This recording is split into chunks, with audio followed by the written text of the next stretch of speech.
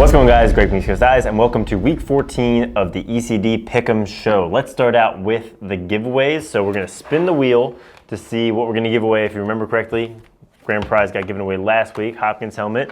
We're going to add this natural DNA right here to this spot to replace it. Let's give it a spin, see what we're giving away this week.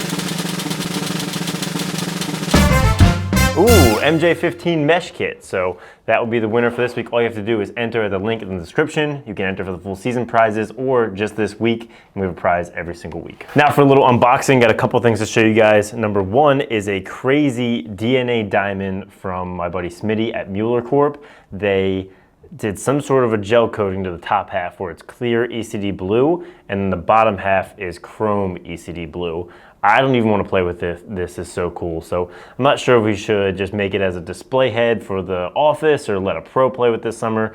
Let me know down in the comments if you have suggestions of what we should do. I'm sure a lot of you are going to say give it away, and maybe we'll give it a spot on the wheel next week as a grand prize, give you guys a chance to win it. And then we're stringing up pro sticks for this season, so a couple here to show you that are cooler than a lot of them. This is Deemer Class's DNA Diamond. It's got his signature pocket. You can get his replica on our site. It's a really nice pocket, and he has really grown to love it. And then we've got a chrome blue Mirage 2 for the Atlas for Brian Costabile. This has got his signature pocket. You can get that replica as well. And it's got the Ray accents, so pretty cool looking Atlas setup there. All right, so let's take a look at the games from over the weekend. A lot of action in the ACC. Notre Dame, who's been one of my favorite teams this year. They have Kavanaugh, who's playing ridiculous.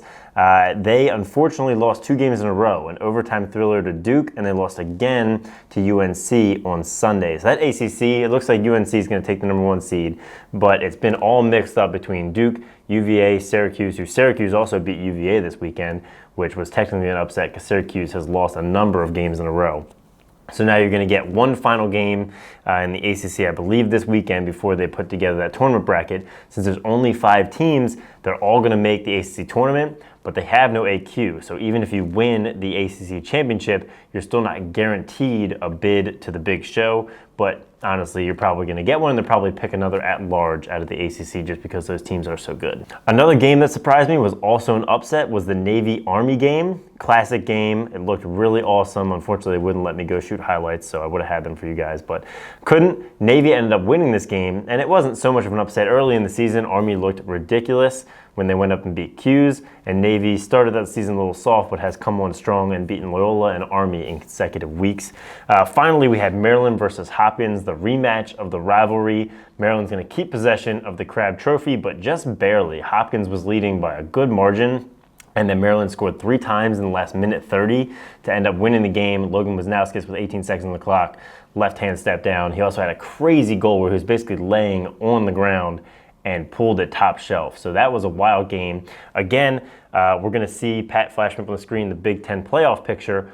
All of the teams from the Big Ten are actually making the playoffs, which I love because it leaves the opportunity for a Cinderella story for Michigan or Hopkins, who ended the regular season 2-8, and Michigan almost beat Rutgers over the weekend. So all those teams are going to make it. So you basically played your whole season for seeding because they're all making the playoffs for the chance to win the Big Ten championship, which does get an AQ to the tournament. And finally, we had some D1 versus D3 action, which was really cool. The Ivy Leagues are starting to get back on the field. They obviously can't play within the Ivy League, but they are letting them play, or at least the schools are letting them play some local teams. So you had D1 versus D3, UPenn versus Cabrini, which I went and filmed. It was a really great game. You can check out those highlights.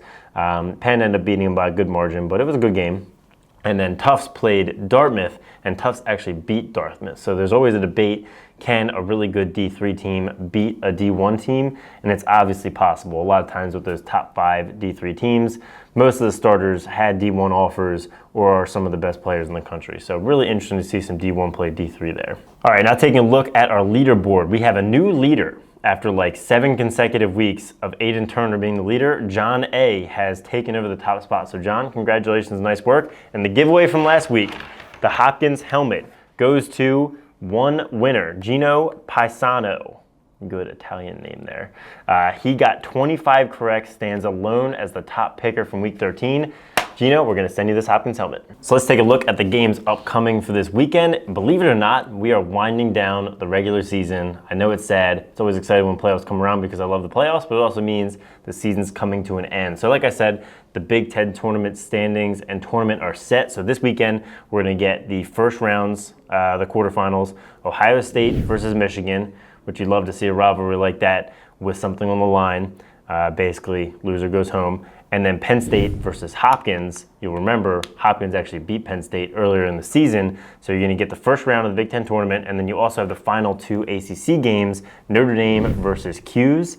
You got to see, hopefully Notre Dame can win, not lose 3 games in a row, but that's a big game in the ACC. And then finally UNC versus Duke, the 2 heavyweights. So if I were going to pick these games, I'd love to take Michigan as the Cinderella story, but I really don't think I can.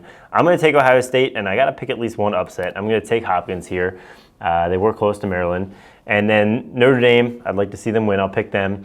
And then UNC versus Duke, I think UNC will win that game. So make sure to make your picks down at the link in the description. I cannot wait as playoff goes along. The show's going to get a lot more exciting. Like if you liked it, subscribe if you haven't, and stay tuned for next week.